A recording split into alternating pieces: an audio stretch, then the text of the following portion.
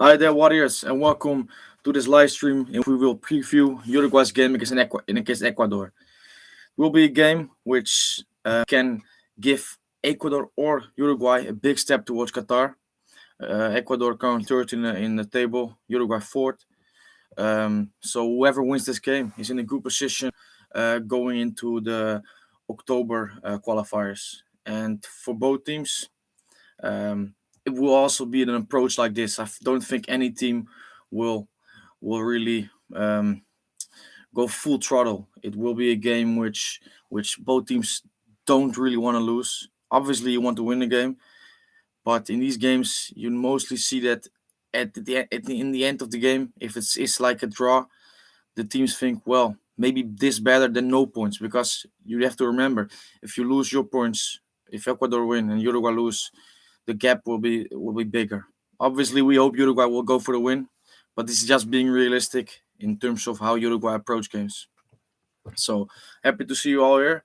Already got a comment from Franco. He said, "Tonight is going to be a war. I'm predicting a tense, tough, frustrating game that leaves us with 3 points at 1-0."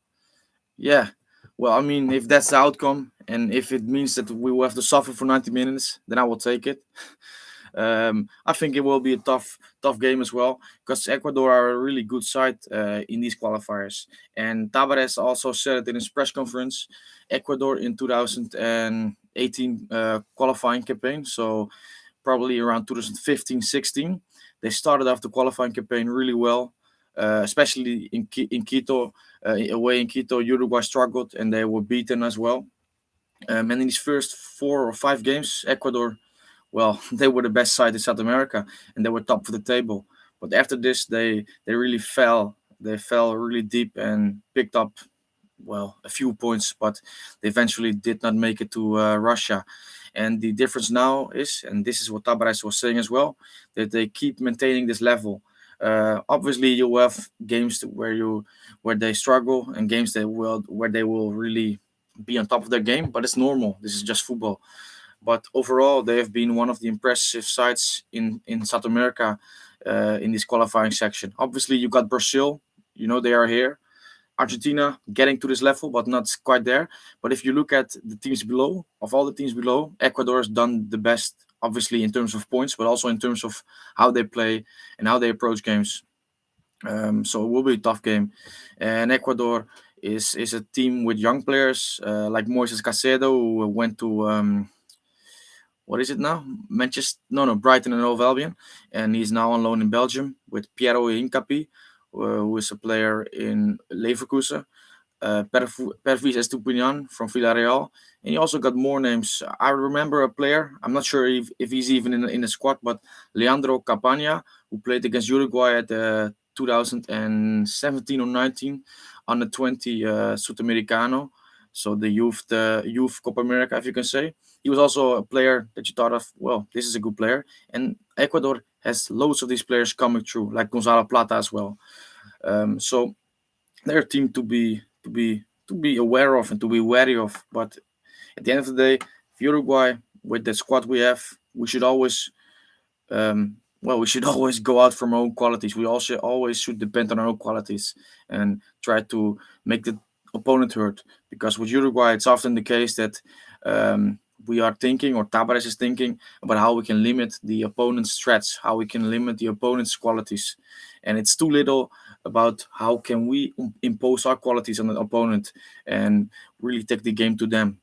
We did it against Bolivia, and this was a really positive performance. But we have to remember, Bolivia away from home. Well, if you don't win against Bolivia at home, you won't make it to the World Cup. Just as simple how it is. Um, Nicola says, "I think we'll win, but it won't be easy." No, for sure, it won't be easy. Um, and like Franco sempre sufriendo, yeah, always suffering, because this is the way it is. So, and it will probably be like this tonight as well. Yeah, I mean, that's just the case. Um, for everyone in the chat, just let me know your thoughts about the game, about the expected lineup. I think most of you have seen it. It's Muslera, Nandes, Jimenez, Arajo, finally. And this was because Godin has been ruled out injured in the today. So Arajo will be making his second start in his Uruguay career. And the first one was also against Ecuador, and it was away. And Uruguay, despite two late penalties, were blown away. Eventually lost 4-2. And Naranjo didn't play well, but the whole team didn't play well. So I wouldn't really give any blame to him. But now he's given his second start, and it's time to show what most of us have been calling for, and most of us have been calling for him to start, and it's time to show why. It's time to give a performance which says to Tabares as well, from look, I'm here and I'm here to stay. And Godin, despite all of his great qualities and all of his great games and great years he has given to Uruguay, it's time to move over, because Araujo is the future and also the present. So I'm glad to see him in the lineup, or he will be. It has to be confirmed, obviously. At left back, it's Matias Vinha, who comes back in after Piqueres played really well against Bolivia. But I always expected Vinha to come back in, because Tavares has loyalty to his players, which he counts on, and which players who has given him good performances in the past. And I think Vinha deserves to start. Piqueres did really well, but Vinha, for me, still is the better player. In midfield, it's Vecino, Bentancur, and Valverde. And up front, it's Darasqueta, Brian Rodriguez, and Agustin Alvarez Martinez, who gets the start again. And I think he deserves it after his game against Bolivia. Not just his goal, but his overall performance was so good. And today will be a tough task for him, because against Bolivia, it was obviously he played really, really well, but also the opponent was not at the biggest or the highest standard. And now he's coming up against a good defense, a good side. So it will be a good test for him, and it will be really good to see him play again. Franco Martinez says, "Oh, whoa! I thought Juarez would start. I'm glad to hear we will have Araujo's speed on the field." Yeah, it's good to see his speed, and I think it's something we will need as well in this game. Sebastian Juarez, he's not in the squad, because he picked up an injury against in the last game for Sporting, so this is why he's not in the squad. If he was, then I think he should have started, because the way he's been playing in the last 2 years for Sporting, he deserves a chance. He deserves more chances for Uruguay. But yeah, now he's not there. Araujo was certainly the next one in line. And for me, if Martin Cáceres would have been played instead of Araujo, mm, I would have not been happy. But I think we all would have this feeling, because Cáceres it's okay, he's here, but for me, he's not the player anymore. Marmo Tank says, I really hope he plays well, especially against Ecuador, that is looking way better than the Copa America. Yeah, for me as well, Uh, obviously, I always hope Uruguayan players, to play well, because it simply gives us a better chance of winning. But for him as well, after his performance against Ecuador, which I say again, it was the whole team performance which really wasn't good. But for him to have a good performance tonight would be really good. Uh, and even if he does struggle and doesn't really hit the ground running, for me still, it's a player who will be for the Uruguay national team for years to come, because he just shows it. He just shows the qualities he has, and the leadership qualities as well. And this is also why I like him really much, because it's not just his qualities on the ball or defending. It's also his way of communicating. Because when Barcelona played like any team without fans, you can hear the players talk, and you always hear him really vocal, really giving instructions to players who probably played 10 years longer than him in the top level. And yeah, I think it's really nice to see. So yeah, and about the game, if you want, you can put the score predictions in the comments. For myself, Franco said 1-0. He expects, or he hopes as well, I think. I will go for 2-1. I believe we will win. And maybe it's also the heart speaking, but also the head, because I think we can win against Ecuador. Obviously, we can. We have a great squad, but it's more to do with how Tabares will approach the game. This is something where the game will be lost and won, because if we play strength to strength, team against team, I think Uruguay got a better team, but Ecuador obviously has been really good as qualifiers, but still I think Uruguay will have the upper hand on paper. But it's the way we approach the game. It's the way Tabares approaches the game.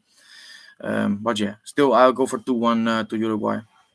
And Marmo Tank says, I think it will be either 1-0 or 2-1 for Uruguay. That's good. Yeah, and like Franco says as well, it will be tight. It will be really tough. Yeah. Um, Franco says, I think we will play on the counter, leaving Raito and Canario to lead the team while absorbing pressure. This could really be the case, and I mean, I would like to see us take some initiative in the game. Whether this will be the case, I mean, we will see. We will see. And in the scenario you are talking or you are describing now, with Brian Rodriguez and Alvarez Martinez up front, will probably be like this diamond in midfield, which we have played a lot in before. And also, I remember in the 2014 World Cup we played it and we did really well, but with totally different players. But in this case, like with Aito and Canario up front, it will be probably Darasqueta and the number 10, and then just the three-man midfield with Valverde, Ficino, and Bentancur. But we will see. We will see. Franco Martinez says yellow cards galore. I don't hope so. I'm not sure who's the referee, but it could be a case. Yeah. Nicolas Hernandez Vidal says 2-1 Uruguay as well. Yeah, I think so as well. But obviously, I'm not putting my money on it because I'm not that sure. Marmo Tank says it's going to be a good game until the 70th minute, where I will just suffer seeing Gonzalo Plata play against Tavares Plan. The good thing is it seems like it's the second goalkeeper playing, and he's really better clearing corners and crosses. So let's hope we score a header. Well, I've seen and somebody commented that the first goalkeeper is not playing because of injury. But to be honest, the first choice who is not being called up, Alexander Dominguez, because he didn't have a club and now he has joined Cerro Largo, Uruguayan team. This was the first choice goalkeeper. Now the second choice goalkeeper, who is the first choice because the, the first choice normally is not called up, is also injured. So it's basically that third choice goalkeeper. And I don't know anything about him, to be honest. But Marmoteng says here, uh, he is really better clearing corners and crosses. So let's hope he score a header. Yeah, well, let's hope so. I'm not sure. I don't know him, so I can't say anything about this. But also, like you say, Gonzalo Plato play against Tabres Plan. Well, Plata was one of the players who did really well in the first game, if I'm remembering right. Remembering right, yes, I think it was him. Also, Moises Casedo was really good. So these will be players where they will they can take advantage of Uruguay's weaknesses. But with Araujo coming in for Godin, pace in the back line is not a weakness because we do got real good pace. For Matias Vinha, it's a lesson. Hopefully, he learned in Quito because he was swimming. You know, he was swimming. He was everywhere, and um, he was caught out a lot of times. So I think he should take a more. Of course, you want your fullbacks to be attacking, to be good on the ball, to be adventurous on the ball. But there's also games where you need to be bit more conservative and be more aware of the spaces behind you and covering it. You know, and this is a game where you should be aware of this. Um, Leonardo Chavez says, "What do you expect from Arajo?" I expect a good game because for me, he's a good player, quality player, and a player who has also real good qualities to counter a team like Ecuador, who are good on possession for sure, but also are really powerful and quick from the counter attack, but also just in just the way they explode in situations. So they have a situation on the left or the right, and then they find someone in the middle, and it's just someone from midfield to the wing. They burst forward, and they're really dangerous to over the hard to track. And Arajo is far more better at dealing with this than Godin would. Um, Let me look at another comment. Marble Tank says I was watching the Ecuador game and he was just awful at that. And let me have a look. Okay, the keeper, yeah, the goalkeeper. Okay, yeah, no, I mean, but was okay. So the goalkeeper that was first starting, he went out, and then you mean the one that was subbed on. This is the keeper who will be playing today. I assume he was bad in this game. Okay, well, I mean, it could be a plus for us, but we have to remember the Muslera blunder against Bolivia. I mean, come on. I love Muslera, but and he will probably be captain today because Godin and Suarez obviously are not playing, and Cavani not as well. But yeah, I mean Muslera has to really step it up because mistakes like this can't happen because it was such a bad blunder. And Marmoteng says that defenders are pretty good. Yeah, I believe so as well, and really young as well. So this is why Ecuador is probably a team that will be more of a challenge in the coming years, in the qualifiers or in Copa America, because they do got a really good generation coming up. Um, and I mean Venezuela, they did have a real nice generation coming up as well, but it seemed like this is just, well, died down a little bit. It's not, they didn't come to fruition. Not sure if I get the word right, but they don't. They didn't really take the next step. And Ecuador looks like they got players that can do this. And so yeah, and I think Ecuador. I mean, it's a rival, but I think Ecuador is always, I think, one of the most nice countries in South America to follow in terms of football. Not the national league, but the national team, because I don't know, something about them, and the away games in Quito. Although Uruguay suffered a lot in the recent years, it's a real cool stadium, and yeah. So I'm looking forward to the game, obviously because it's Uruguay, but also because Ecuador is a team. I think it's an exciting team. Hopefully not too exciting tonight, but we will see. Leonardo Chavez says, "Are you from Uruguay?" Well, the same question was asked in the last live stream. So no, I'm not from Uruguay. I live in the Netherlands. Um, I really got to know or really introduced in Uruguayan football, I think 10 years ago, something like this, 10 years ago. Um, and via Luis Suarez, and I was a big fan of his when he came to the Netherlands. And then gradually, I started to learn more about Suarez, obviously, but also about Uruguay, the country, the footballing country, the history, Maracanazo, stuff like this, the Olympics, or the world titles, obviously, because the 4 stars, they are right. Let's get that right. But so I started to learn more about this and about the team, and I really, to be honest, fell in love with the national team, um, and supported it since then. For me, when Uruguay play the Netherlands, which is my place of birth, it's an easy decision. I will back Uruguay every day of the week, and for me, it's the only team I support. And I love. This is why I also started the account, because for me, I'm someone who likes to create something. Because when you get excited about something, I have the feeling to do something with it, whether it's to write or to whatever. So this is why I started the account, because I watched a lot on Twitter and saw people doing really cool stuff with accounts when by covering their team or the national team. And I thought, well, I have a real big passion about the Uruguay national team. Um, so I want to express this in some way. So I started the account. So yes, that's the explanation I would give. Franco says, "Whoa, I totally thought you were Uruguayan. It's amazing you're from the Netherlands. Such a Uruguay fan. Abrazo hermano." Well, thank you, man. And yeah, I mean, yeah, it's the way it is. To be honest, at the start of the account, when some people were asking, I was really a bit reluctant to talk about it, because I thought maybe people would think, well, he's not from Uruguay. What is he talking about? Why is he doing this? I mean, he's not one of us, like things like this. So, but I think a year ago I thought, well, I mean, I can keep ignoring the questions, but uh, yeah, I mean, what does it really matter? And to be honest, the reaction has been quite, or almost every time positive. So yeah, so amazing, and thanks again, Franco. So I will have a look. I don't think the lineups are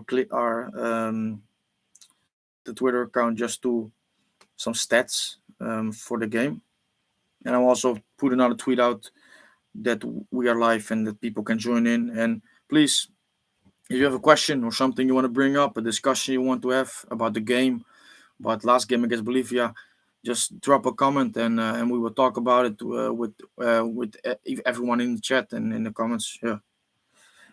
So let me have a look at a stat about the Uruguay against Ecuador, both from the historical historical, how do you say it, historical view, and also the recent view with Tavares as the coach.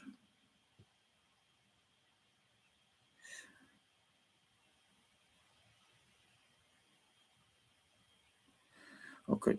Yes, I'm here with the stat. So for me, a stat which really shows that this is a game that will be tight because, or I think it will be tight, also backed up by the recent record.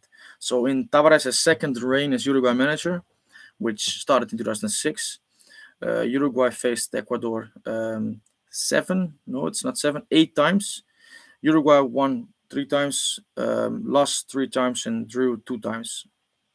So, and most of them have been tight games. Obviously, Uruguay have won at home one time 4-0, and Ecuador, well, they really blasted us away last time in Quito. But overall, it's been tight games, exciting games, and also games where both teams, well, they need the points because they need to go to Russia or to Russia to the World Cup, which incidentally was in Russia 4 years ago. But so I remember the game against Ecuador in 2009. Um, it's not that I watched it live because I was a bit young then, but obviously I watched it back since then. It was the game against Ecuador in 2009, and Uruguay, well, they really needed the points.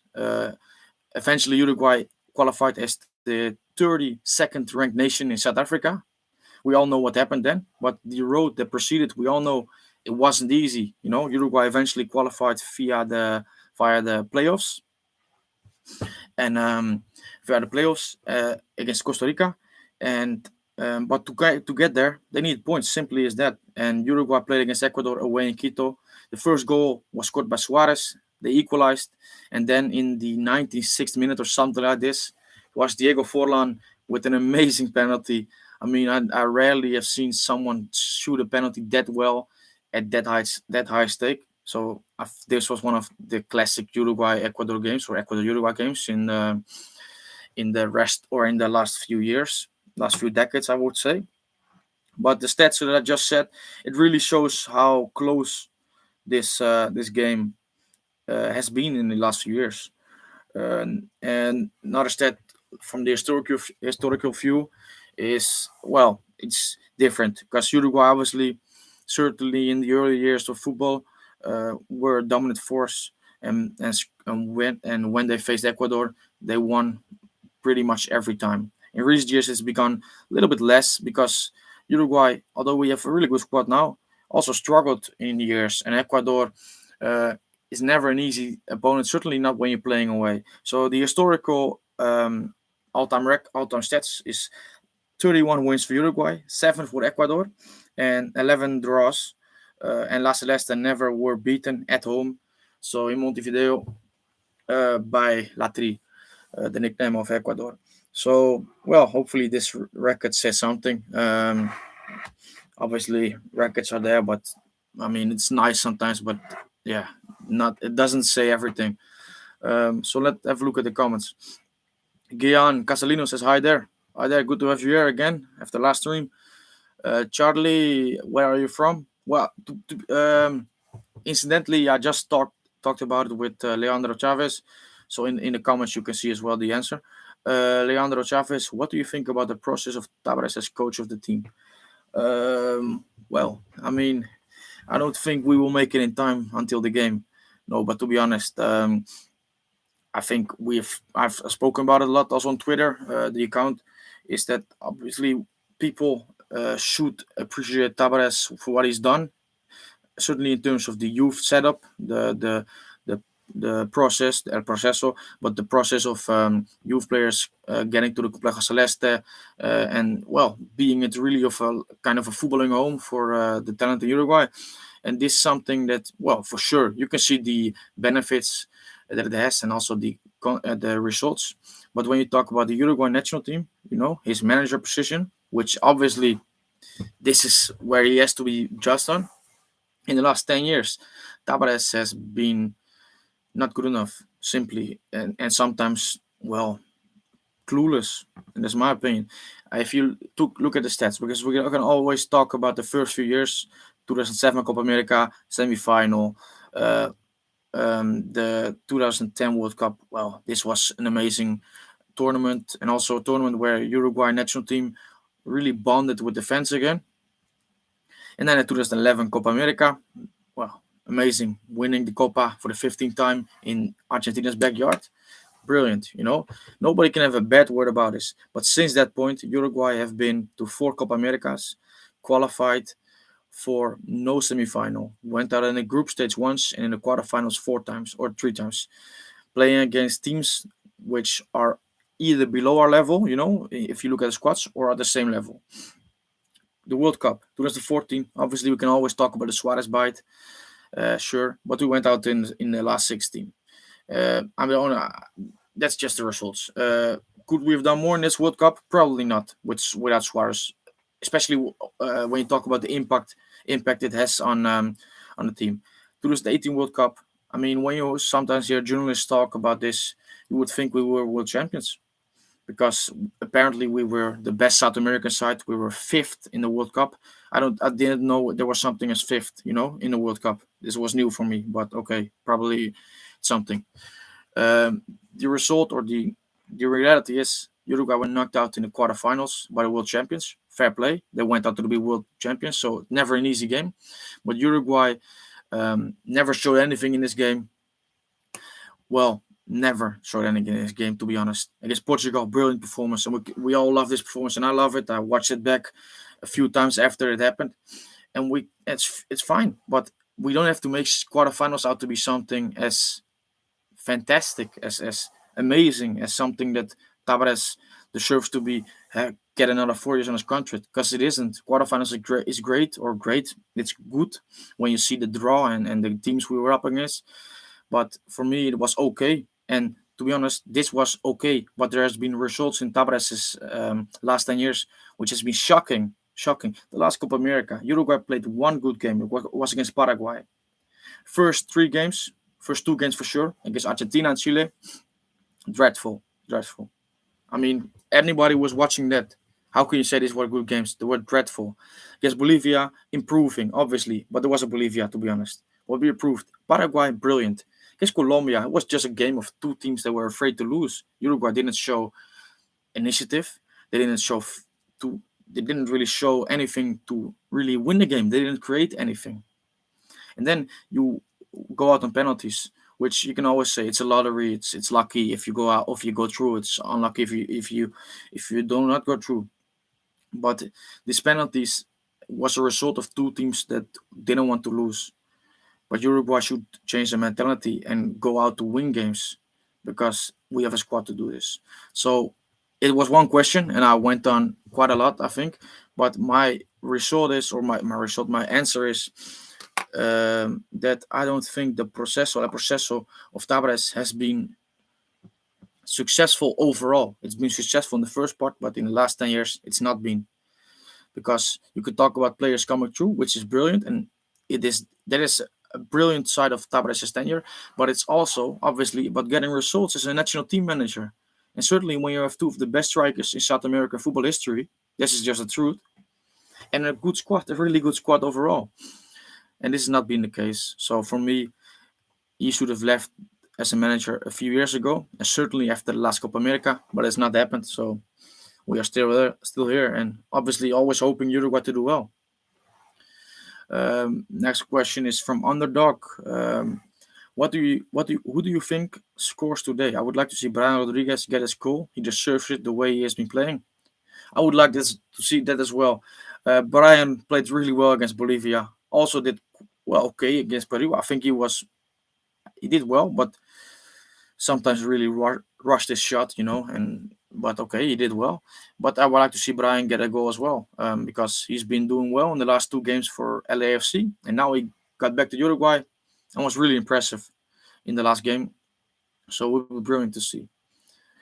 Charlie says, what is your opinion on the semi-final, which Netherlands won, but robbed, basically? Well, this game, yeah. To be honest, this was around the time which I started to really watch football as like more than a child. Because when you are a child, you watch football and you love it. You play football. You are this player, you're that player. You go out to play, and I'm Suarez or I'm Ronaldo, Ronaldinho, whatever. But around this age, I was starting to watch football as more than just a kid, more as a more fan and just watching the football. So this was the first tournament which I really had this, and Suarez was already in Holland, so I already got a sympathy to him. So this game I supported Uruguay, but to be honest, my father is not a big football fan. My brother wasn't there at home. My mother doesn't really care. So it's not like I was being the well the wrong or the weird child in the family. So I was basically watching it on my own. So this game, and players of the national team also gone out talking about really weird decisions, and also talking about if the game would have been 2 minutes longer, we would have won, because Uruguay were really growing in this game. But at the end of the day, it's happened 11 years ago, so Uruguay have to move on, and it certainly did move on because 1 year later won the Copa. But I could see for Uruguayans it was a really frustrating game because you were so close to getting to a final, and then a frustrating game like that happens. Magaman says, "When did you start? When do you start following La Celeste?" I think like really following like every game. It was around 2013, 2012, something like this. So I started to really following, and before that I was also, but I was more following football in general. But 2013, 2012, I started following genuinely, more just like more than normal.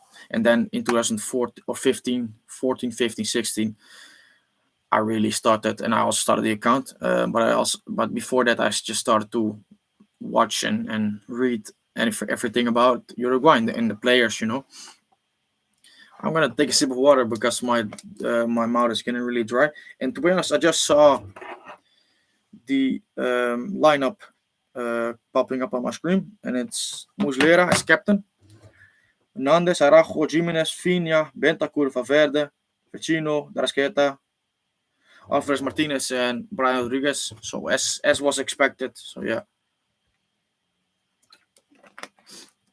Chris says Maxi Gomez has been a zero for La Celeste. What do you think happened? Well, we talked about this last stream as well, and I think we don't have to be too harsh on Maxi. I mean, it's clear that his club career in the last 2 or 3 years has not gone as we would have liked. Um, but for the national team, like many other strikers, belongs alongside Suarez and Cavani. When these two are playing, a lot of strikers they struggle because they get mostly no minutes, and when they do, yeah, what can you do in 10 minutes? And his game, like Lisa Tubayanos is commenting as well, he scored the injury time winner against Chile in this qualifier. So this was one of the most important goals for Uruguay. And I mean, the comment really originates probably from the game against Peru. But what I have to say about this is that when you are Maxi and you're playing as a number striker, the only number nine, then you are relying, and he is a player that relies on surface. You have players like Benzema, like Suarez back in the day. They are playing up front alone, and they will do something. They are just such great players, and they are really good at basically creating something out of nothing. But Maxi is not this striker. Maxi is a striker who needs surface.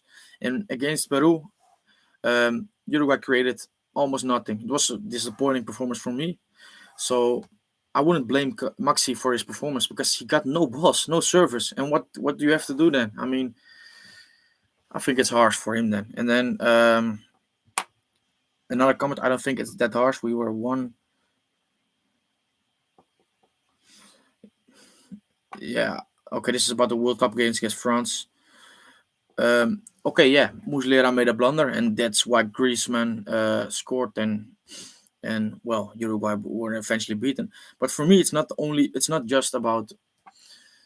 It's more about the approach you take in a game, and Uruguay did nothing this game. And from minute one, they really showed little. And I mean, it's not. As for me, when I was talking about this game, it was more a part of a whole picture of 10 years of Uruguay national team of missed opportunities. Missed opportunities at the Copa where we should have done better. And it's more like this. It's more a whole picture. This is just one element of a lot of different things, different factors. Augusto Nolaga says, I think, or today, Canario Alvarez Day. Yes, hopefully he can score again. Uh, yes, it will be nice. Yeah. So 12 people in the stream right now. Glad that you're all here and engaging about the game.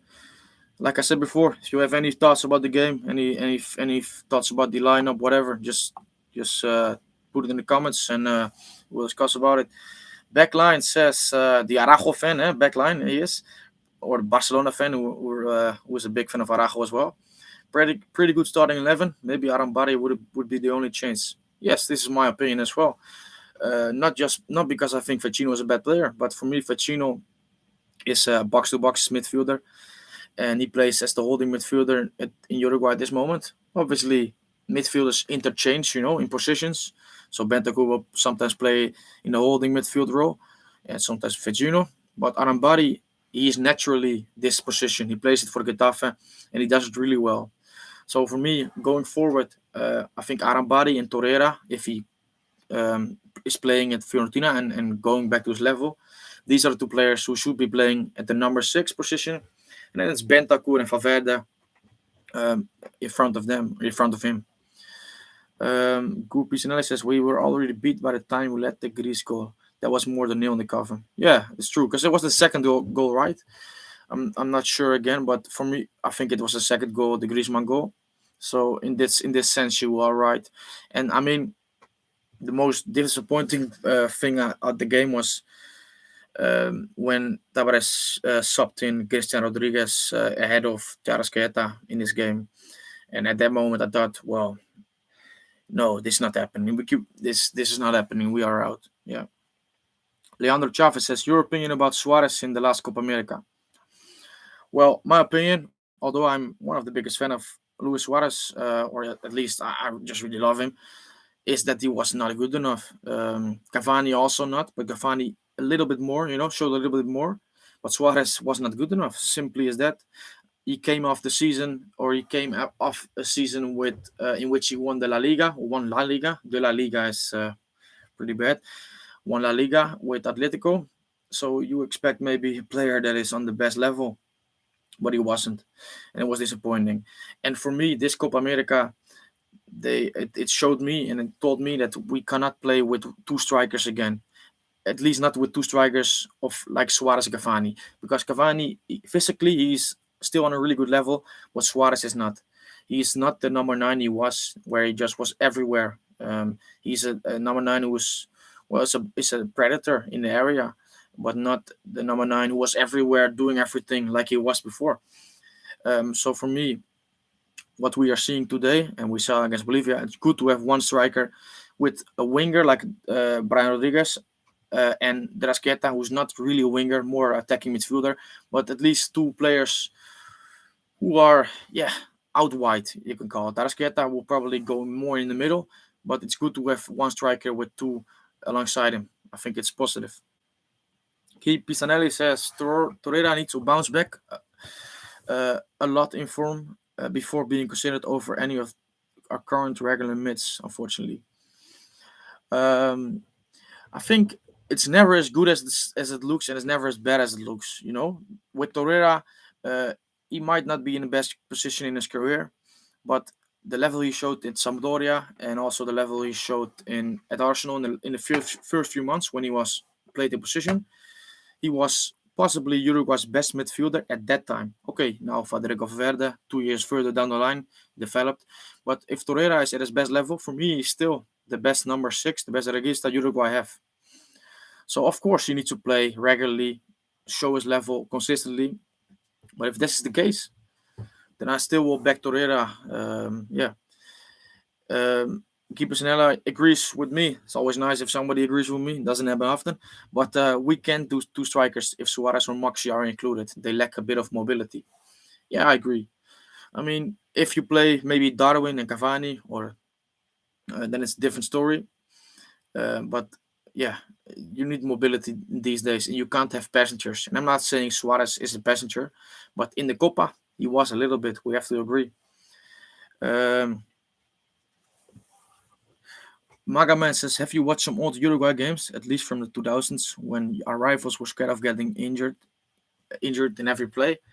Um, but the most old games I've watched were from the Tabras era, to be honest, from the Tabras games. But I also watched some old Copa America finals back in 1995, and old games, really old games from the Maracanazo. This I like to watch, but I can never. I don't think there are full games, but these games or these things I like to see. But from the period you are talking about, which was like the 80s, probably 80s especially, and also the 2000s, like you say, when really rough team with Paulo Montero, Pablo Garcia. Um, of course, I watch clips and I watch some things, but full games not really. But I'm aware of what was happening then, and that Tabras came in also saying about we have to well, we have to change the way people or football fans look at Uruguay now, because it became a team or became a country which was really cynical in terms of the way they played, and a lot of fouls, like you say. Yeah, Guy Bissonette says Suarez is still a very good target man, still, but needs others to create depth in attack. Really good point.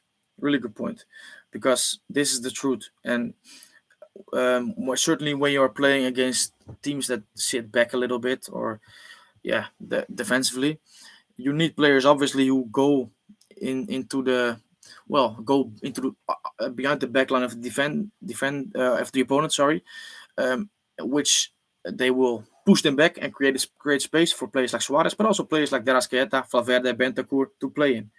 Because when you play two number nines, and I'm not saying Cavani is that, and I'm not saying Suarez is completely this, but when you play two number nines who don't really have this mobility in behind, or don't have the willingness, because sometimes you don't have to be the quickest to go in behind and make space for others, Um, Suarez, early in his career, he was never the quickest, never. But you know what? He made so many hard yards or dirty yards, when he really got in behind or out wide to create space for his teammates, also for himself, because obviously he's a player that always wants the ball. But also many occasions where you do this and you don't create space for yourself, but for others. And Brian Rodriguez, he's a player, he wants to have the ball. You can see this. He wants to dribble at players. But what he also does is he goes into behind the back line and create space. And this is really important if you want to play against low blocks, against defenses who are defending in their own box, obviously. So Guy Pisanelli, that's a brilliant point, because this is what you need if you want to really play, want to create. You need runners in behind, people that create space for the creative players. Backline says nowadays most attackers have to be pretty fast, no matter what their role is. Even poachers look at Haaland or could look at Haaland need to have that extra step. Yeah, I mean, you see that pace is an important thing. I don't think you have to be fast to make it as a top player, but for sure it gives you an advantage. And if you're not that fast, you have to be sharp in here and have good movement, subtle movement, or subtle movement. Getting the words right here, but you have to be more clever upstairs then, but for sure, like you say, pace is such an important thing nowadays, and certainly with attackers. So yeah, um, it's been already almost 45 minutes. I think I'm going to round it off a little bit. But first, let's look at some comments still. Hernan Rida says, look at Cellini and Bonucci. They're both somewhat slow and they did a masterclass in the Euros. Yeah, true. But that's the thing. I mean, they are maybe are slow or not the quickest, but they are amazing defenders. And I think Godin, we talked about Godin before, has been an amazing defender in the past and still has some great qualities. But Godin has dropped his level. He has dropped his level, and he's 35 years of age. So, I mean, it's not a weird thing, Um, but he's dropped off, and Cellini and Bonucci, um, they are at the higher level at this moment than Godin, in my opinion. And what you also have to remember, Italy as a team were an amazing unit in the World Cup, or the Euro. Sorry, They were a really tight unit where it was like a machine of 11 players, and they also, yeah, they were really good at keeping their spaces between players tight and defending as a unit. And this is also something that obviously helps slower players. Um, Backline obviously is not needed. Players can compensate with other qualities, but top tends need to look a lot, tend to look at that a lot. Yeah, about the pacey players, the quick players. Yeah, for sure. I mean, you can see every, or not every, but a lot of the top teams, their players certainly in the forward positions. Pace is really important. That's true. Keep Sanelli says, I'm heading off. Good chat. Uruguay no más. Good to speak to you again. And yeah, I will see you on Twitter, hopefully. And hopefully you enjoy the game, as hopefully everybody enjoys the game. Hernan Ria says, true, I'm all for playing Araujo. I think he's fantastic. Yeah, I do so as well. I hope, and I think he will do a really good job today. Well, on that note, I think I will round it off in 45 minutes. Gonna get something to eat and then watch the game. Hopefully, like I said, you all enjoy the game. Hopefully, we can all enjoy the game. See Uruguay win, and then I'll speak to you in a bit. Okay, bye bye.